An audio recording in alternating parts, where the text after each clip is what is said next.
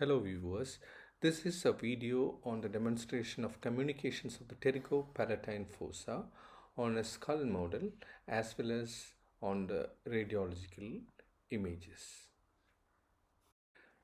Pterygopalatine fossa is an inverted pyramidal shaped space between the posterior surface of the maxilla and the anterior surface of the pterygoid process of the sphenoid bone.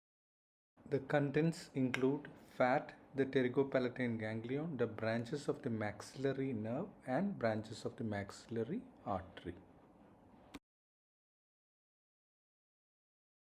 I'm not going to the details of all those branches, but today's video will concentrate on various foramina and communications which the pterygopalatine fossa makes with the adjacent spaces. So there are 7 openings that communicates the pterygopalatine fossa with the orbit, the nasal cavity, the oral cavity, the middle cranial fossa and infratemporal fossa. Let's see each of them. So pterygomaxillary fissure, this is the opening. The cavity is the pterygopalatine fossa, and the opening laterally is the pterygomaxillary fissure, by which it communicates laterally with the infratemporal fossa. To see the other communications, let's concentrate on the sphenoid bone. You can see the foramen rotundum, which posteriorly communicates with the middle cranial fossa. Okay, so this is a foramen rotundum, and this is the Vidian canal or the pterygoid canal, which has a posterior communication with the foramen lacerum. Okay, I'm not going to the details of that. We'll see that while we see the radiology. And immediately there's a small canal, that's a pharyngeal canal that communicates with the nasopharynx. And we have the inferior orbital fissure. To show the inferior orbital fissure, let's go back to the skull again. So we have the skull again, and let's see the infratemporal fossa again from below. So this is the infratemporal fossa, this is the maxilla, this is the pterygoid plates, and we can see the pterygopalatine fossa. And pterygopalatine fossa communicates superiorly through the inferior orbital fissure to the orbit. So we can see the inferior orbital fissure communication with the orbit. And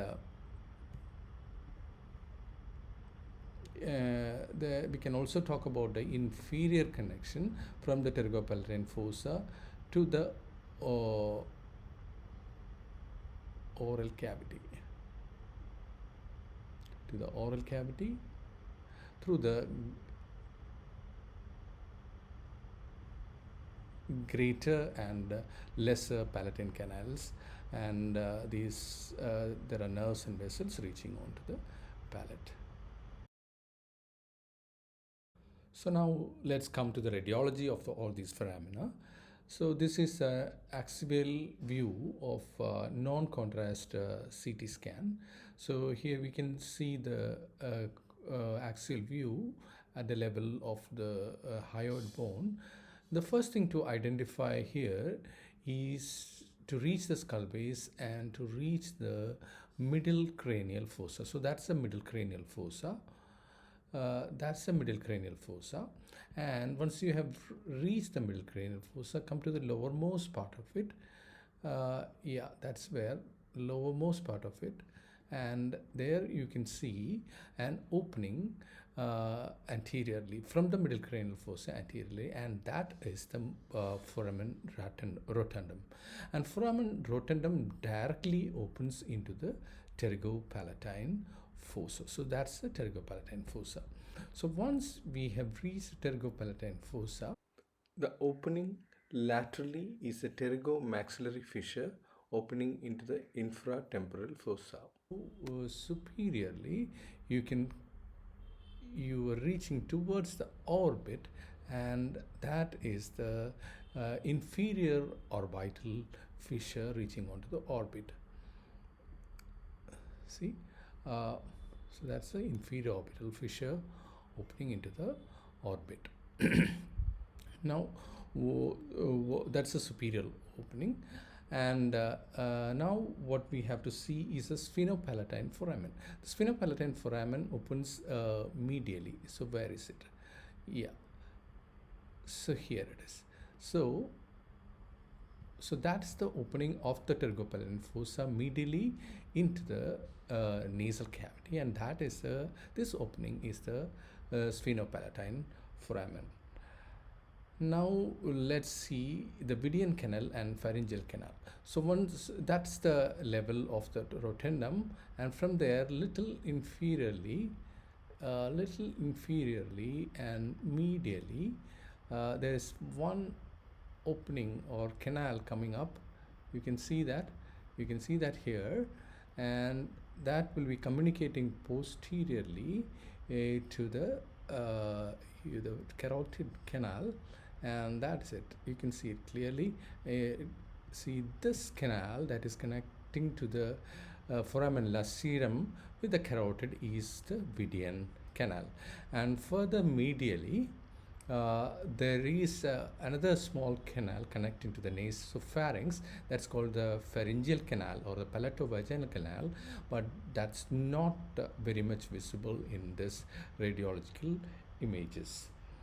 Now lastly we have to see the inferior connections. So coming down,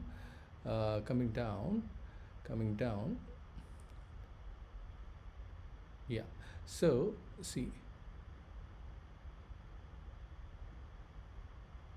coming down, this canal going inferiorly down is the greater palatine canal, and finally we also have the lesser palatine canal, finally opening as greater and lesser palatine foramen in the palate. So that's a greater palatine foramen and a lesser palatine foramen in the palate. So that is the axial view of all the foramens.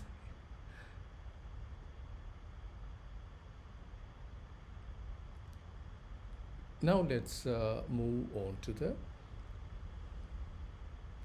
coronal views. Coronal view, again, the first thing to notice is the middle cranial fossa, and see this is the middle cranial fossa, and the middle cranial fossa communicates anteriorly with the Pterygopalatine fossa through this foramen, and that's the foramen rotundum. See that again, and that's the foramen rotundum. Okay, that's the foramen rotundum. And superiorly and laterally it will be connecting to the inferior orbital fissure. Yeah, so that's it. I'll move the video. So that's the inferior orbital fissure. So once that is seen in this cut, we can also see the medial communication, that is the sphenopalatine foramen to the nasal cavity. We saw the foramen rotundum, and infero-medially we have the Vidian canal, and Vidian canal has communication posteriorly to the the carotid canal. And lastly we have to see the inferior connections to the palate. So that's it. So you can see the inferior connections going down and entering the greater palatine foramen and the lesser palatine foramen. So we have seen all the connections of the Pterygopalatine fossa to the adjacent spaces.